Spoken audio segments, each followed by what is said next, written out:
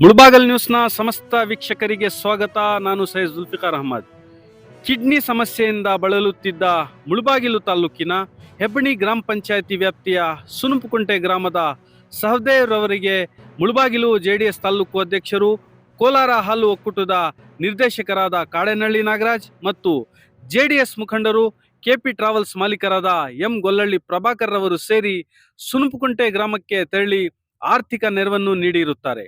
ಸಹದೇವ್ ರವರು ಕಿಡ್ನಿ ಸಮಸ್ಯೆಯಿಂದ ತೀವ್ರ ಅನಾರೋಗ್ಯಗೊಂಡು ತುರ್ತಾಗಿ ಶಸ್ತ್ರಚಿಕಿತ್ಸೆಯನ್ನು ಮಾಡಿಸಿ ಪ್ರಾಣಾಪಾಯದಿಂದ ಪಾರಾಗಿರುತ್ತಾರೆ.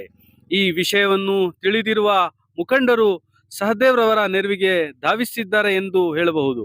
ಈ ಸಂದರ್ಭದಲ್ಲಿ ಮಾತನಾಡಿದ ಶ್ರೀ ಕಾಡೇನಹಳ್ಳಿ ನಾಗರಾಜ್ ಮತ್ತು ಎಂ ಗೊಲ್ಲಳ್ಳಿ ಪ್ರಭಾಕರ್ ರವರು, ನಾವು ಇಂತಹ ಸಮಸ್ಯೆಗಳಿಗೆ ನೆರವುಗಳನ್ನು ನೀಡಲು ಸದಾ ಸಿದ್ಧವಾಗಿರುತ್ತೇವೆ.